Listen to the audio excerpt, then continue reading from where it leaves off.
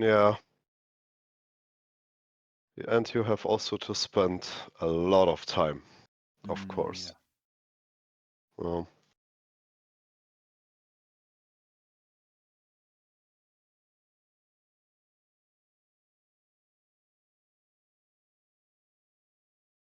Mm. Oh yeah. Denmark is northern country of the part of Norway of old. Varefon of the large, largeness of it. This was honored with the title of king due to the largeness. It was honored with the title of a kingdom.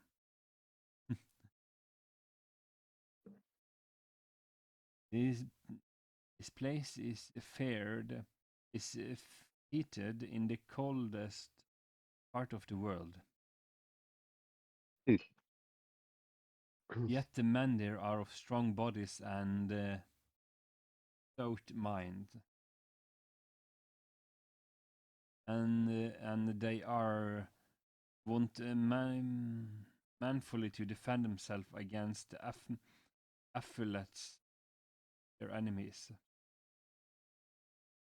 The air and that of that and the neighbor countries is always cold, clear, yet agreeing with the bodies of men. In summer there are very few flowers. The clemency of the air there is so good that the just ever faulted if Yeah, uh, I get you. I'm just trying to figure out this book you've written very very long ago that is describing parts of the Nordic people.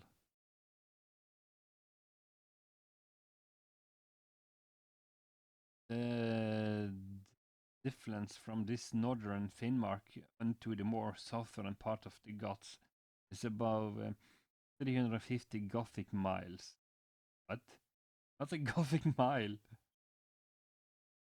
Where at midnight about summer solstice, it diverse place, namely at Linkopia, and scarce the famillet letters may be read without any candle and money told. You. So essentially, yeah, it's midnight sun because so you can read letters in the summer without candles at midnight. Remix Rumble is on. Also in the places under the elevation of the North Pole in 60 degrees from the beginning of May until the beginning of August, no stars to be seen or seen. Yeah. Besides the moon, which full appears like a burning bush. Le Bouche. Mhm. Oh. Superficies of the earth for that space of time to the administration or horror of those who feel it. Yeah, it's just S is a very strange small S they have, because it looks like an F. That's a strange typeface. Could be an S if it's in English. Yeah, but you That see, it's a small S, but it's long, but it's a long one, the tall one. yeah, that's how they used to write their S without the little loop at the bottom, so it looks like an F a little bit. Description of Chris, Chrysothinia. Mm. Oh, it's a country between Bjärsmia and Finnmark. But instead of a Bothric Sea, not the Baltic Sea. Huh. It's interesting to see how names have evolved over time. Yep. That they have. It is called a type principally because the inhabitants the of it fly very swift, having their feet fastened to crooked pieces of wood made plain and bend like a bow in the form part of in a staff in their hands to guide them. And by this, at their pleasure, they can transport themselves upwards, downwards, or obliquely.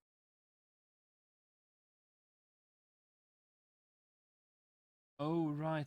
He's describing that they are using skis and using one instead of two staffs to have one stave. They used to control the skis.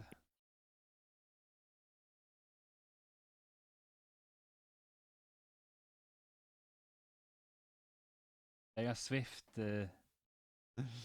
because they have the feet fastened to crooked pieces of wood.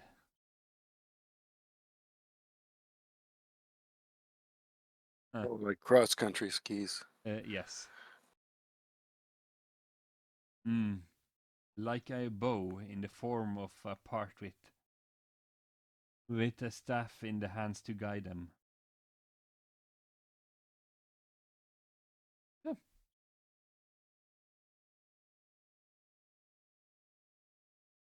One of these pieces of wood shall be longer than the other, a full foot according to as the man or women are in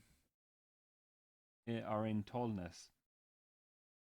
So that if a man or woman be 8 foot high, the one piece of wood shall be yult so long, and the other piece of wood shall be 9. Yeah, okay. Here I thought the American measurement system is terrible. Yes, they have adopted it too much. Took the bad lessons from Europe, from England when they Probably. left, and I went with imperial measurements. Probably.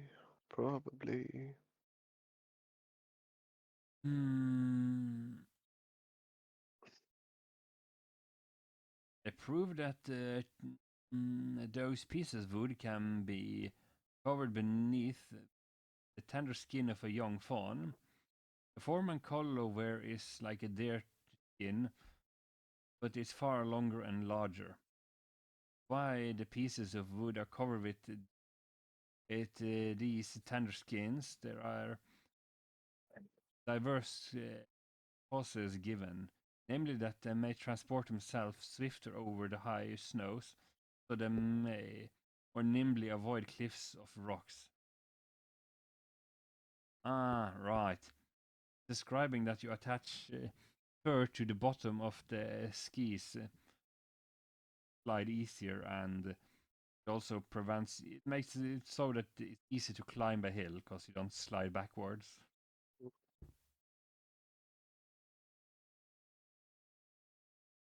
Usually we just call it a rat trap. Yes.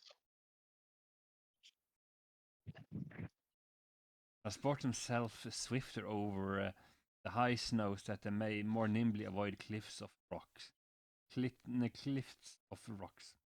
And deep places with an over dwarf motion that when fastened to a place they may not fall backwards because of the hair will writhe like spears or hedgehogs.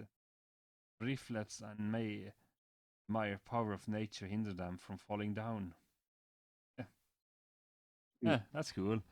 So that ski thing, that is the skis and how to prevent them from sliding backwards is an incredibly old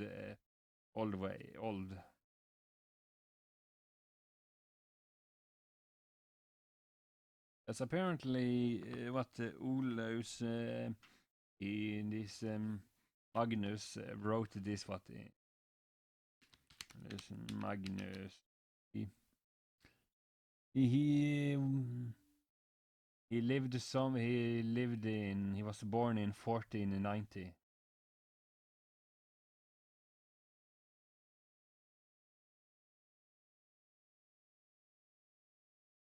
Yeah, because yeah, we're talking about the translated literature from the 1400 here, or early 1500s.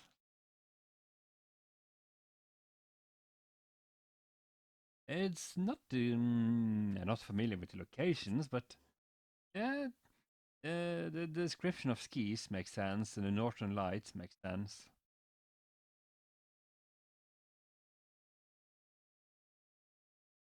But you cannot easily use them in summer.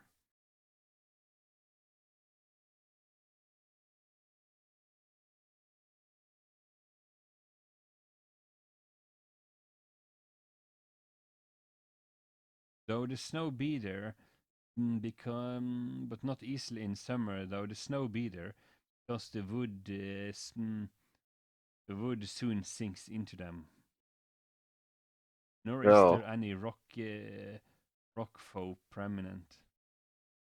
But they can cunningly run up to the top of a winding course,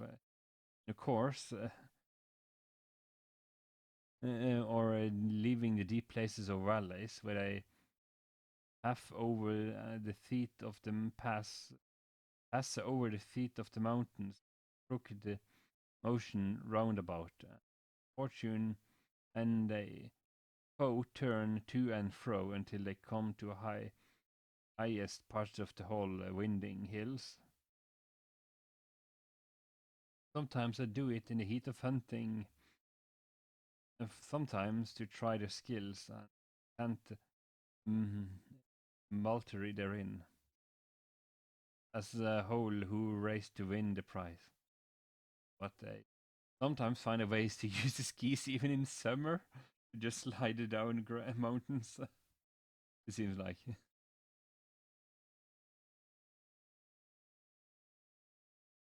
The vehemency of the southern winds.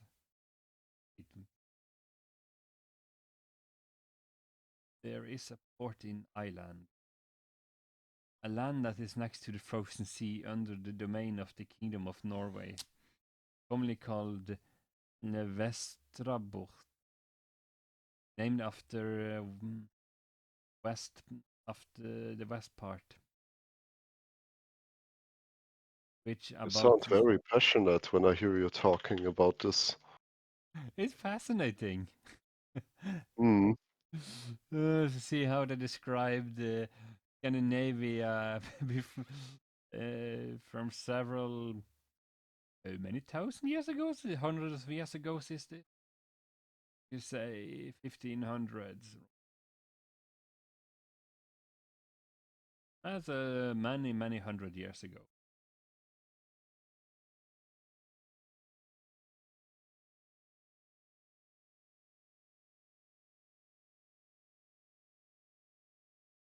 Huh.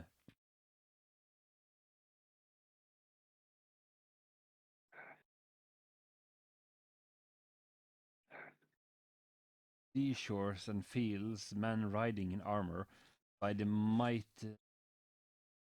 uh, blast of the southern winds are blown to the ground like tove, likewise near those that dwell in rocks and caves, especially in that time of winter. The sun goes back to the solstial signs, where the winds are more temperate among the waves of the mountains in Ireland is not very high, that stick forth in many places upon which they may strive to go when southern wind blows. Okay, so he describes what Ireland is, what a land of wind and it blows really hard there. Hmm. Hmm. And it strives to go where the southern wind blows. He must not only look for danger, but to be suffocated in the bogs and quicksands. But no formidable hurtful the winds are on the western banks of Norway. Inhabitants. Mm, oh, right, South Norway. Right. That's not Ireland.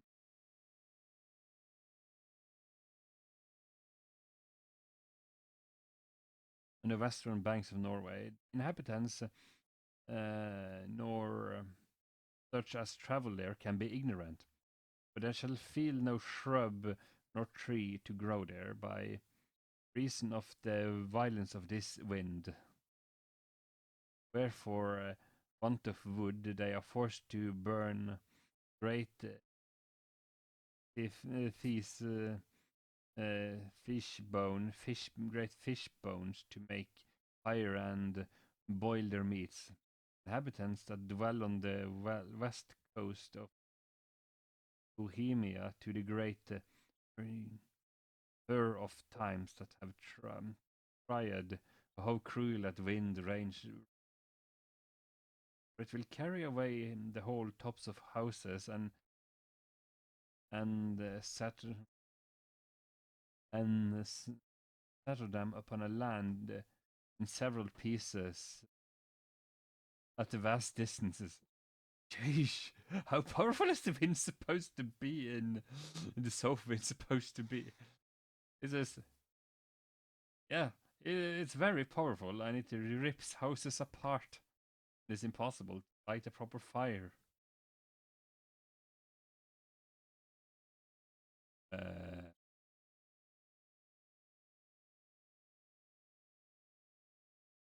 Whirlwinds and northerly tempest have a most terrible and dangerous force. No man can be ignorant. Who hath learned or fared over a secret nature, especially since the chaos and matter of its original, its manifold here deficient. Therefore, it's often times that take away the waters of the sea from under the ships and carry ships into the air. Air. Ah, right. Not the air, but air. That fall flown other living creatures, which they have taken up something high, and not only those, but that covers churches and divers houses and strongest beams are carried into the air, and another more vehement blast comes, they are carried a great way. Also, sometimes whole mills with huge stones being compassed about a whirlwind and transported into places far off. The people being safe and formed in such a mighty whirlwind, defies that evolved citizens, castle, village, and federal houses afar in the northern God. What? There are no. I never seen a tornado in Norway. And there's not that Tornado. many. And I don't remember there being that many powerful storms. They're kind of rare. What the hell kind of environment does he think Norwegians lives under? The cold and wind and storm and rain and everything gets destroyed by nature. Well,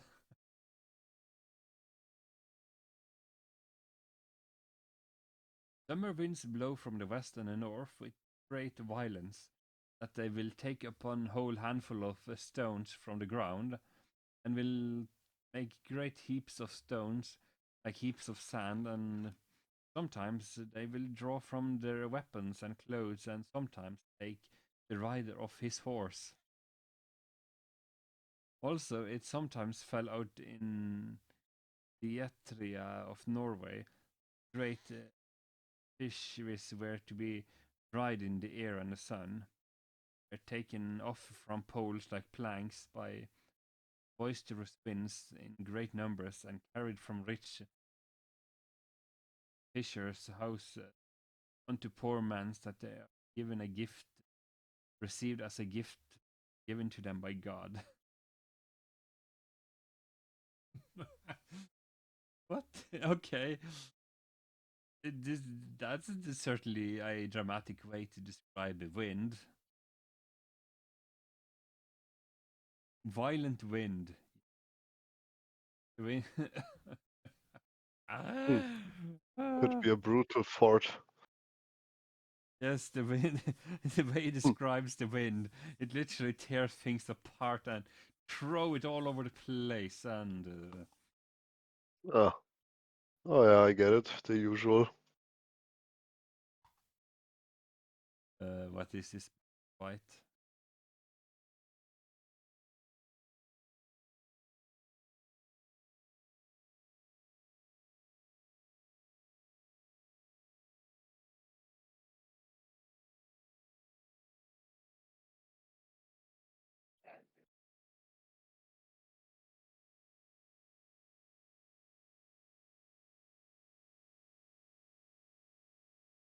Ah, damn it.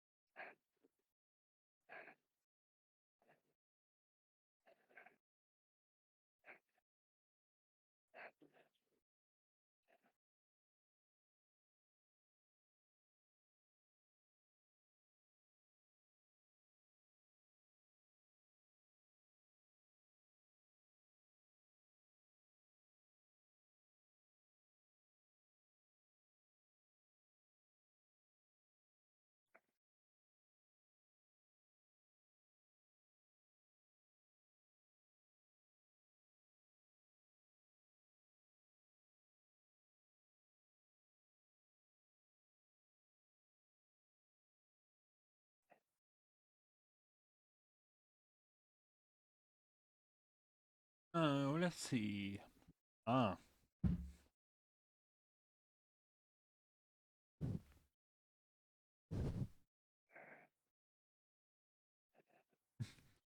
Oh gosh. Even has a description of thunder, of how bad the thunder is.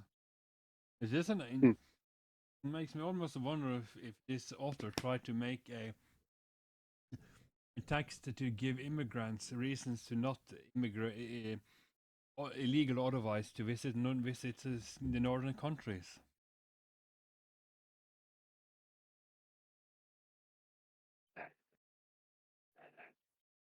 Because his descriptions, I'm not sure if he's serious or not, or if this is just one big joke. Because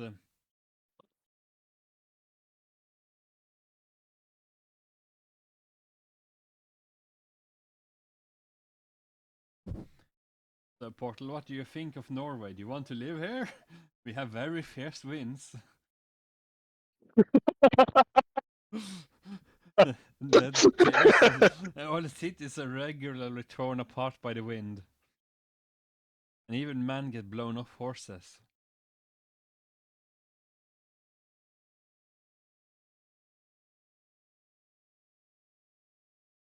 All things considered, it makes sense why the northern side of Europe provides such an artistic amount of stuff. You know, like every place in the world, people say like, "Oh, it's rather windy today," but no, not in Norwegian. The winds are blowing fiercely and violent. Here. Thundering and lightning has the most formidable effect on the northern parts, especially in the places opposite of the south. It appears often in the northern parts in clear weather all the night in September. Hmm. Continual lightning that threatens rather than hurt the beholders of them. The thunders rising from the nature of clouds and thunderbolts falling do bring grievous mischief to men and other creatures of those parts, for it kills many men and cattle that are found upon the places that are high, it consumes with a flame not to be put out with the highest towers and houses that are daubed over with hard pitch, and this is no wonder. Leaves down right of the loftiest tree from the very top, or else beats them down, corroding them obliquely. Okay, so Yep. yay, lightning kills and burns stuff, Well, especially if it's high up. yes. Oh man, I wonder if this man has ever seen a cow being struck by lightning. Or if that's just an old wives' tale.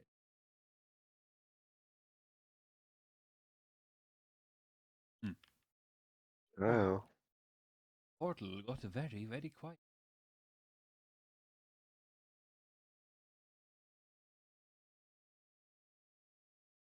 Portal? Yeah. Okay, Oh. never mind. What? No, you were just so quiet. I was wondering if it was No, I down. was listening to the. I was listening to. I didn't know they put deer skin on skis. Now I do, and I can now add that to my repertoire. Repertoire? Repertoire, good French word. Repository. So You it's like a mean resume, for your writing?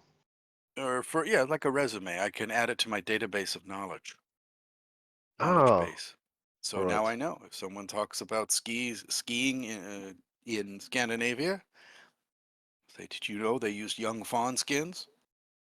They would slaughter the little tiny baby deers and use their skin for the skis So they could slide easier across the terrain. and not slide downhill.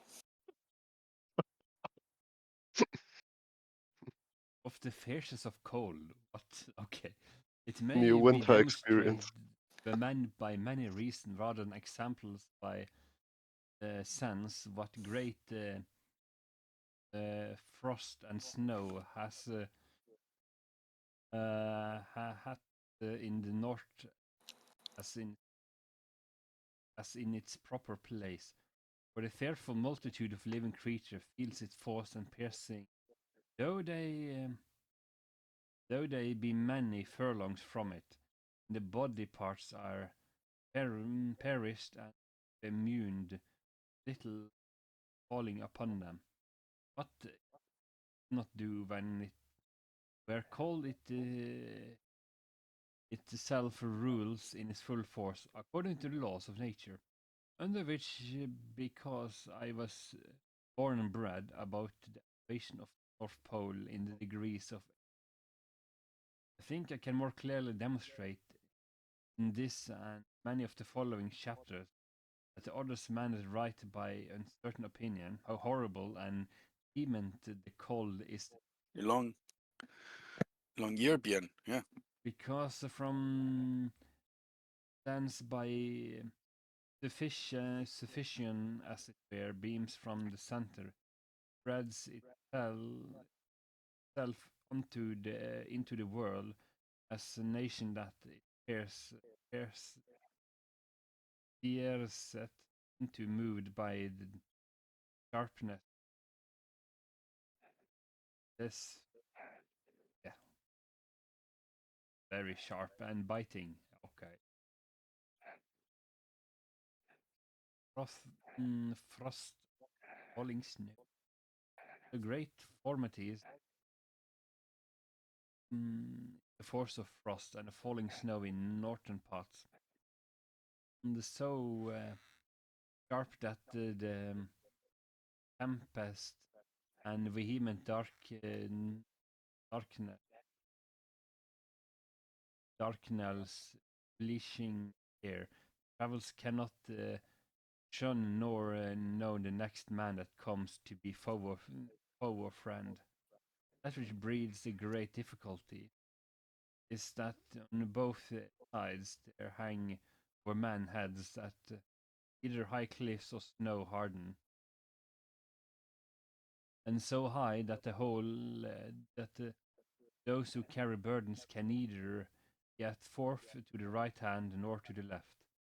But because they can seldom find a defined remedy against the deep places for the uh, lands landing of their cattle, they dig down the snow with mutual labor and turn their veins upside down upon them, so that they may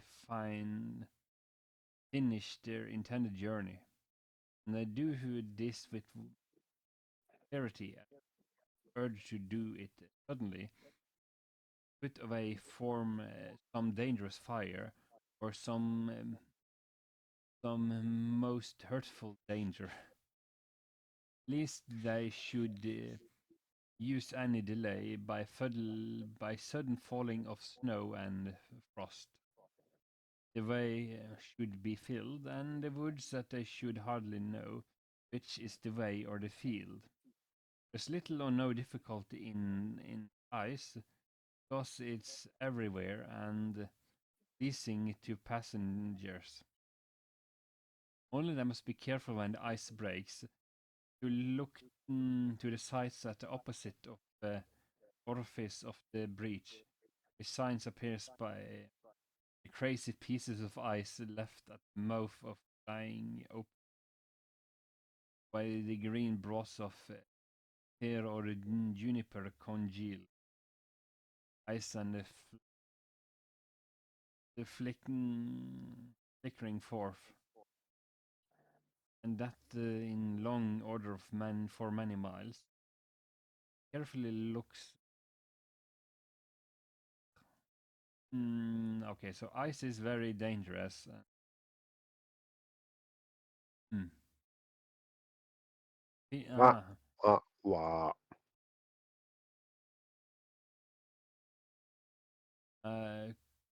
Posed by the diligence of the fishermen, least the travelers might take their ways. But in the woods, sometimes men meet with no small obstacles when they fall together by breaking or moving trees. Especially the poplar trees stand by reason of the thickness of snow, the bent boughs laden with snow. By the least notion where of great heaps of snow falling on the travellers, do not a little hinder them. Also, the trees themselves falling across, being broken down by the weight of the snow, makes the way altogether impassable, that they cannot get forth by axe which they carry with them. For that use,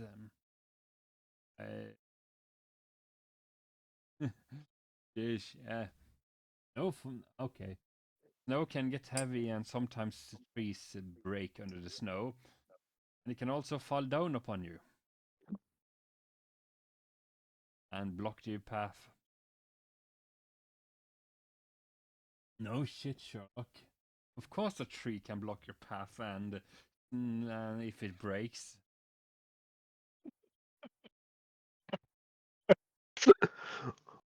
I mean, What? Who would ever thought about this? Hmm.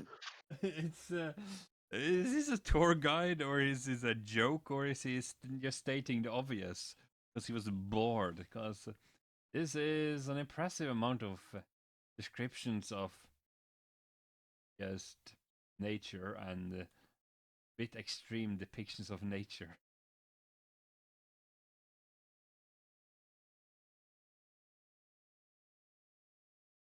Of the variety of snow and glaces. One day and night you shall see 15 or 20 different forms of snow, and there is no less variety in glaciers or feet form. Oh yeah, he also in previous passage mentioned that it was very dark at night. It's very hard to recognize who you meet on the road. They're so heavily dressed, apparently. Yes.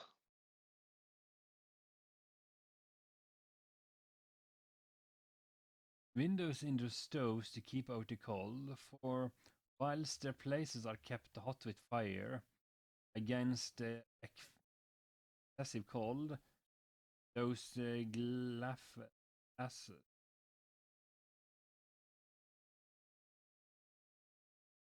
glasses seems to be painted with eternal cold and workmanship of nature, which in diverse fashions that arit arilt who shall behold them better admire nature's excellence and imitate it, yet with an industry of workmen that invented and made many kinds thereof for the ornament and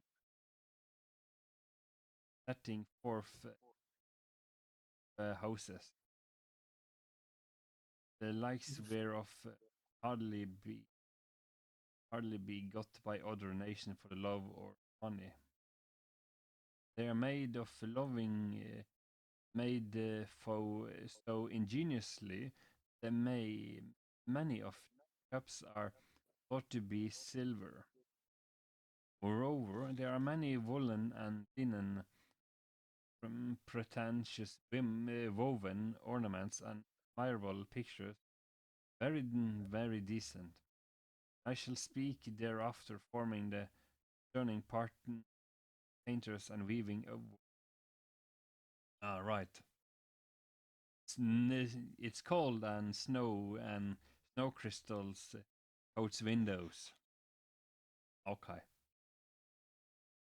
And it's very hard to replicate the varieties in the snowflakes. Well, yeah. No two snowflakes are the same.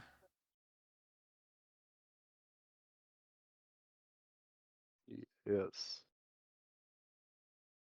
The forts of snow made by young people.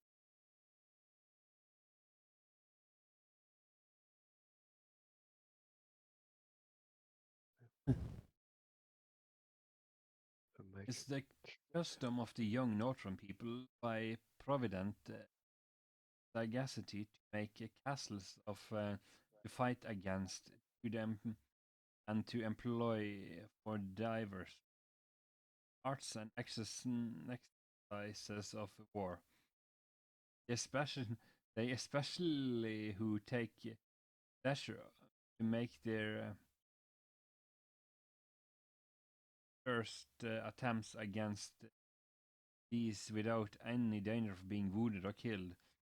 Therefore, early in winter, snow last the young men meet in troops provoked into by their parents upon some eminent place, bringing with them by each man labor huge heaps of snow, and of these especially holy days, they make forts like castle walls, always sprinkling water on their buildings, distinguished with windows that the snow does incorporate with the water when it grows cold and harder. By which diligence they fortify that they may endure not only light blows, but brazen bullets and the battering of engines, so far as needed is. These things thus prepared, the said young man dive into several troops. Part of them goes to defend the walls. Other parts stand without no fight against them. And in these white castles, they want not black or dark flags, nor green bushes, juniper, which not for money, but for the fire for glory, and enter upon a pleasant combat. And it is fought on both sides with no other weapons, with snowballs crafted by their hands against the other. For there is a penalty set that one fall shall have his naked body plunge into cold water, who shall in a snowball wrap up snow will wrap up in iron, wood, or ice, or the craft cast at another. Okay. So yeah, if you put a stone in a snowball to make it hard and more dangerous, I would strip you and throw you into cold water. When you're playing Snow War, okay. Well, isn't that pleasant? Yeah, well, when you live in a time with no AK-47s around, then I guess you have to use snowballs with stones. But you make snow forts and then you fight mock battles with snowballs. But if you're a real dick, you put stone in it, so the snowball will actually be dangerous. Oh, okay. As from much as I interpret from the text you read, it was like a tool for actual warfare and not just for fun. Yes, well, it's a good mock battle and it's easy to make a snow castle. So, yeah. Oh, It's just a fun game about how to about how to do warfare.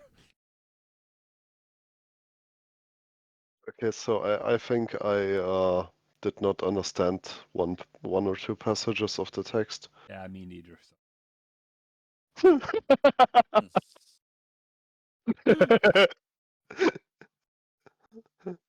Yeah, that's fair.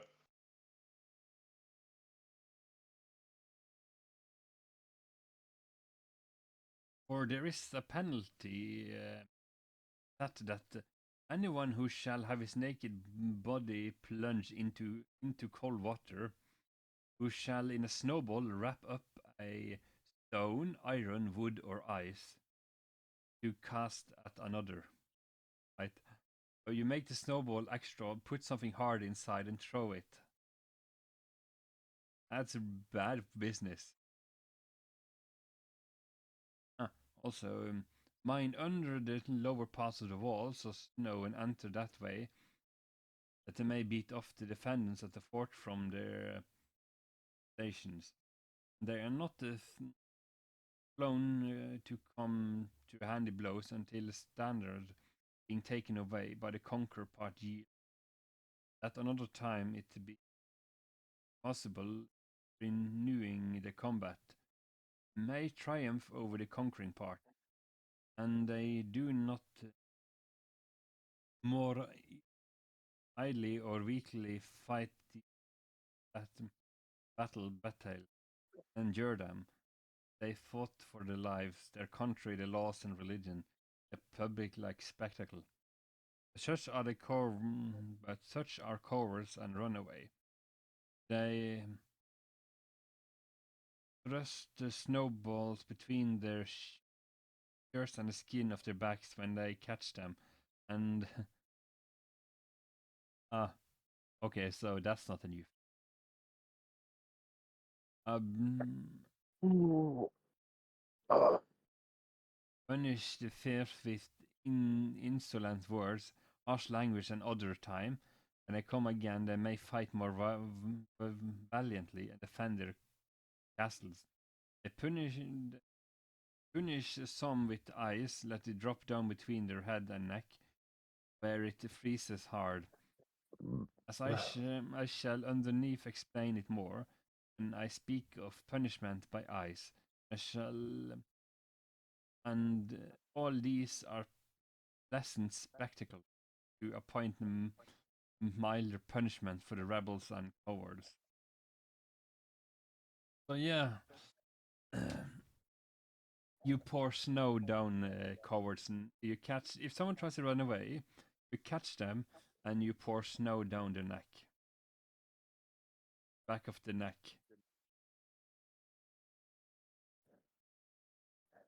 Or ice water, or ice. Ish. They usually call that the dipping.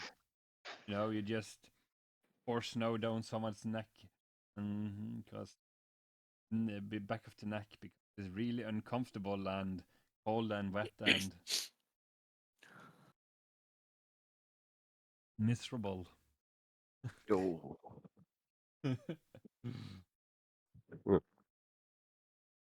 Ah. The running of horses on ice for annoying part is I sometimes use as a proper small as doesn't look like an app.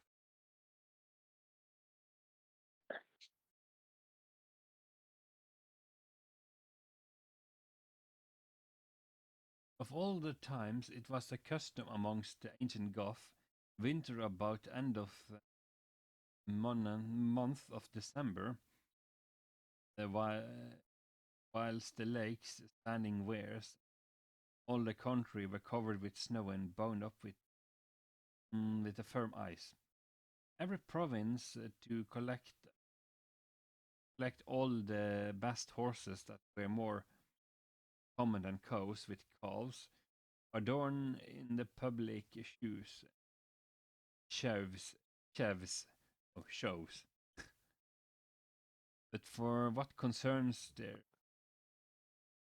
shows, the light 26th day of December, infinite inhabitants of those countries in every province, though distinct societies, do meet to contend.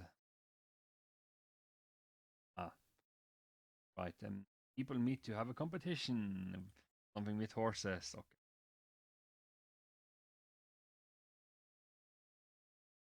Swift horses for the prize and glory upon a frozen lakes and rivers.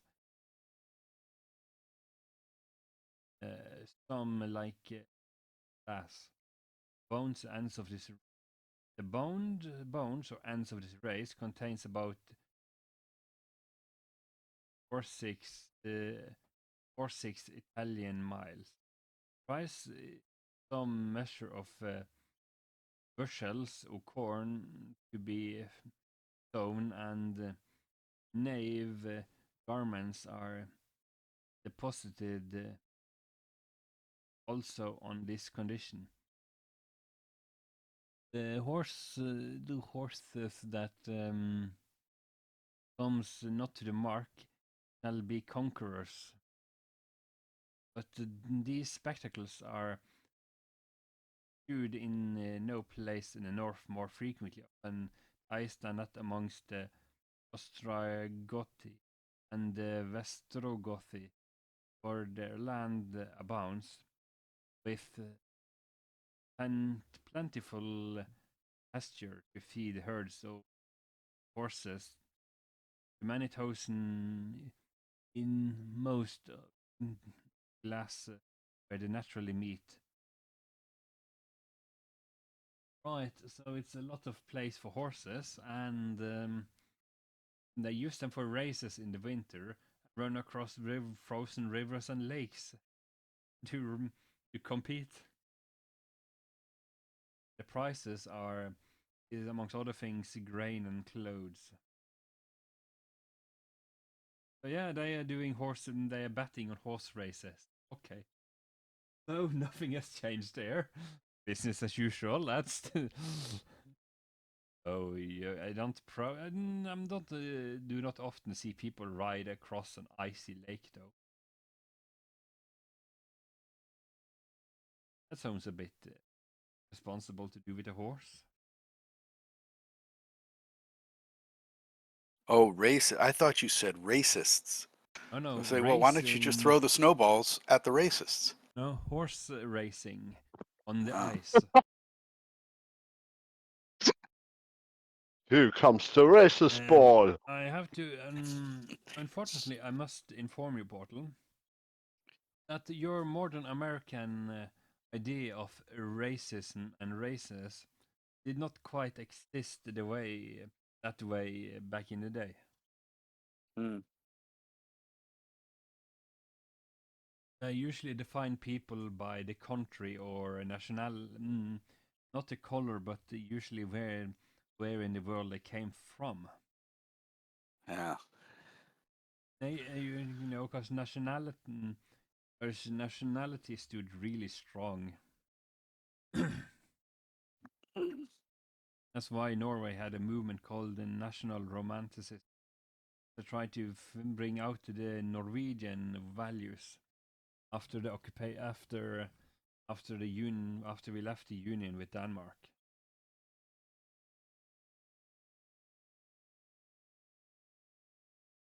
It's the same thing with the Germany as well. They have this national pride. America also have this. That the pride in your country.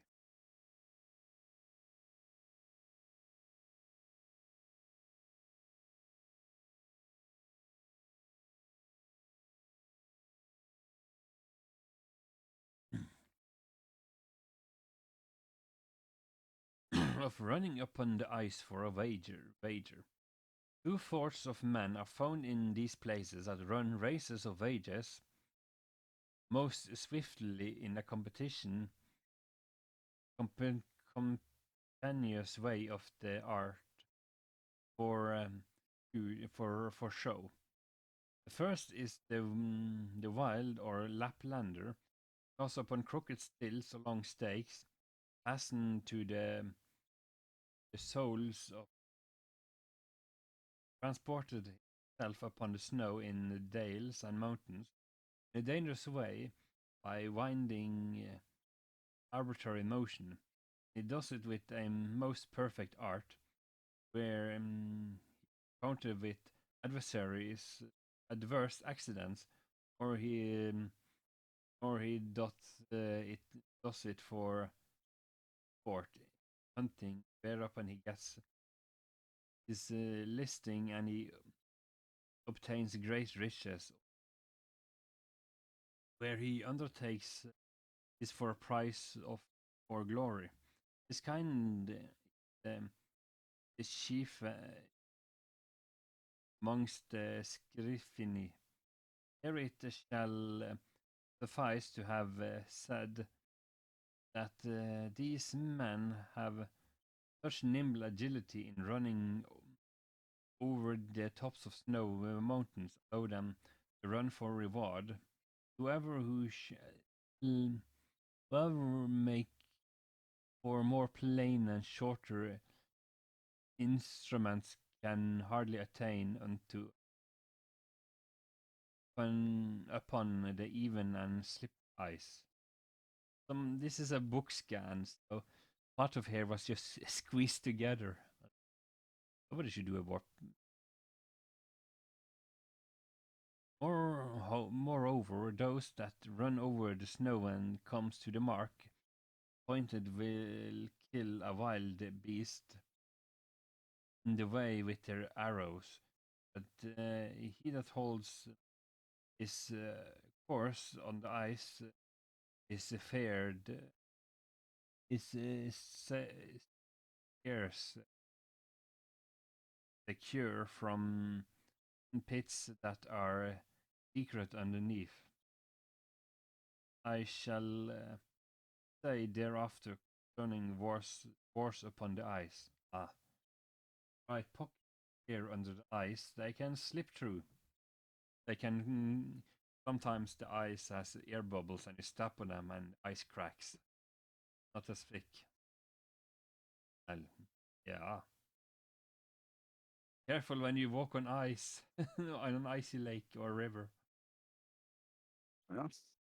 But still, they do racing across these lakes and rivers for profit, fun, or for hunting. Okay. Well,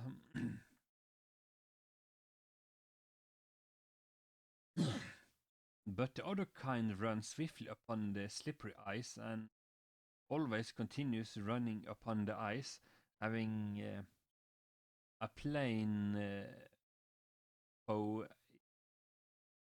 iron of plain deer's or sheep's bones, namely the tank bones that naturally slip. The reason of their inbred pattern are a foot length fastened to the bottom of their feet, in which kind also there are found men everywhere striving for pleasure and prize. The goal they set is over the congealed lakes, smooth as glass. 8 or 12 Italian miles from both ends to somewhat less. Price is silver spoons, brace vessels, swords, new garments, and young horses. The more frequent than the other, than the other. They that win the prize must come first to the mark. They fasten their tanks polished broad to the poles of their feet, be smeared with hog's grease, because they cannot be hindered or stopped by the cold drops of water. Right, it's describing ice skates, just iron or antlers. And they put grease on antlers to slide even better. And they did racing across the ice. Everyone offer a prize, and then you run across the ice on skates to see who can reach the mark first.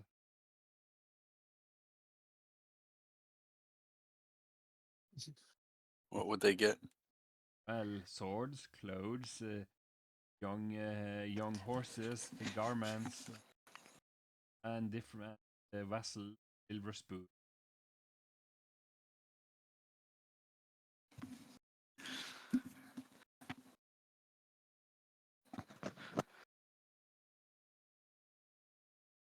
For no greasing is more fit for iron than the thanks bone of deer or bulls that have naturally a slipperiness.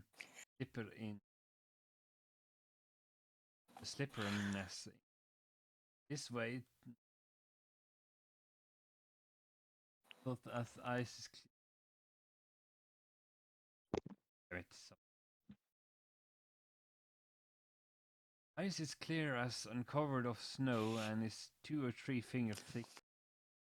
Then it's time to exercise the sports more easily and freely, but while not at all, because never more dangerous, nor is a man nearer to his death than when he runs upon the ice covered with a very thin snow. But the rivers of small streams with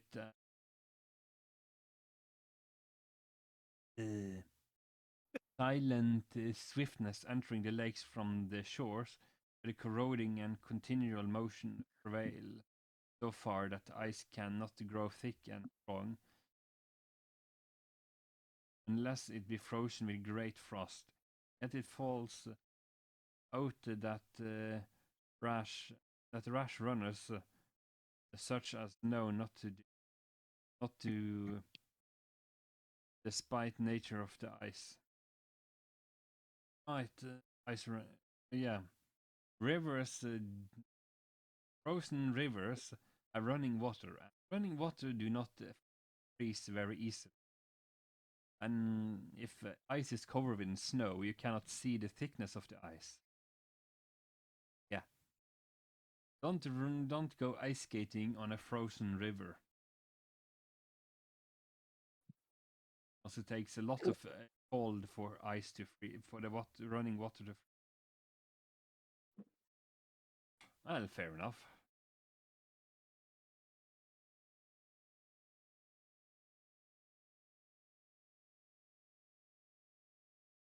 Running more boldly than than than wary, the ice breaking are drowned with their body downward and the head above cut off from the sharp ice with an axe and so miserably left behind.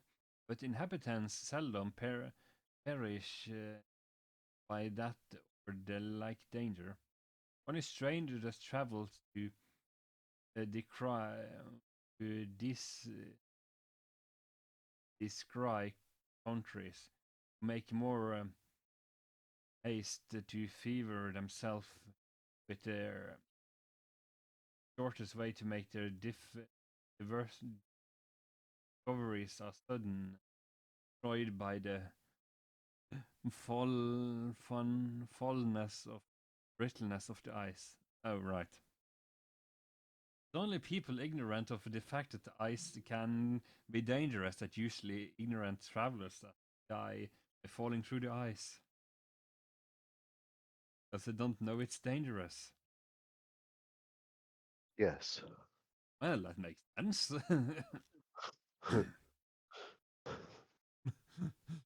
Here is a tourist, or here is a monk. Well, he's now a frozen popsicle.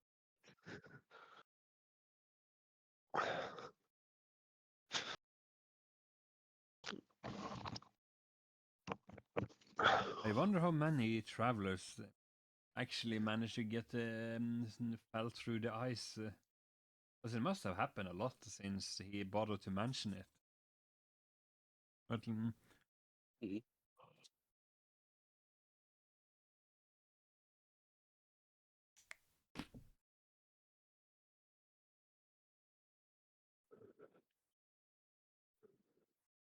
of the inns upon the ice for travelers, the custom that public ways which are obstructed by the fall of woods by reason of tempest should be mended by the common charge and or axes and pickaxe. But when they are barred by thickness of snow, they are to be opened by the passage of cattle and wagons going over the snow by every man particular, or else the way must be made near the shores of the sea upon the sea congealed, marks being set upon the ice, whereby they may be open to means to man's habitation. At least by the same region, the lower Germans that inhabit the cities and countries, the Vandals, should be stopped by the great snows, filling the woods with champion waves, the great commerce of merchants. They place inns upon the sea shores and plain rocks or upon the open ice by a wonderful industry, for they ordain long beams elevated 2 or 3 feet above the ice for a distinction of the foundation and houses. Upon these they build necessary houses and whole boards standing side by side, and they use a cold fire in the stoves, plentiful, as they do all things else that are required for joyful banquets. And fearing no craft, spies, or thieves, or deceivers, they rejoice because they have gained more this security upon their life they could than I could have in a palace. And the more secure and merrily, sharper the cold weather is, and the stronger the winds are, blowing underneath the foundation of the inns, make them to be more firm and solid, and preserve them until such time as all buildings about to vernal equinoctial is dissolved by the hot blast of wind and is carried into the container. No pension being paid for the standing place. But as a call that the German of Getic the Albertus Crantinus speaks many things who most dignified describe these countries. So so in the winter they make inns on they just raise inns and such where people can sleep and have fun and eat on top of ice and by the coast in the winter. There you shall not do. There you shall not stab people in the back, steal, or do spying for factions.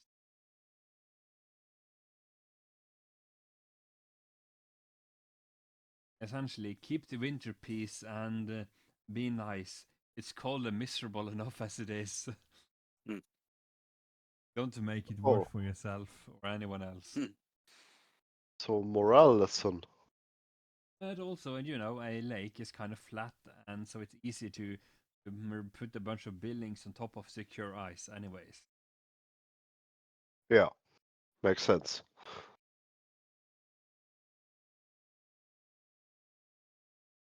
Oh,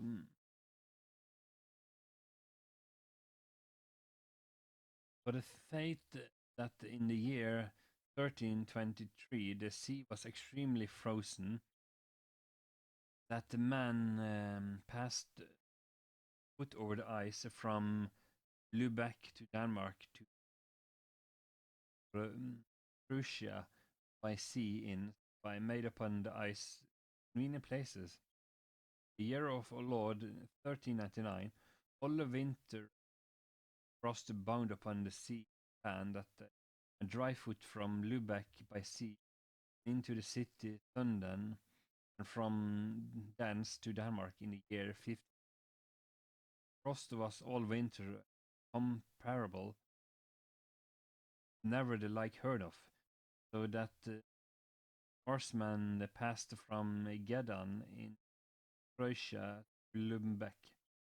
Same way the sailors do then from Magnopolis by sea, Denmark, being inns upon the ice in the year 1294.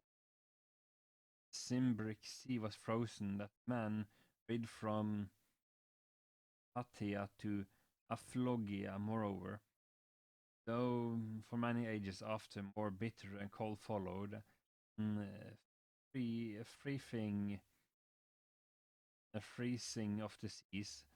Yet, because they fell so common, they are forced upon to be observed. Okay, so yeah, that's so even the ocean was frozen enough that you could just walk across, drive without issues. Different countries. That's cold and saltwater free. Yeah. Salt is usually used to get rid of all that stuff. So Oh yes. Mm.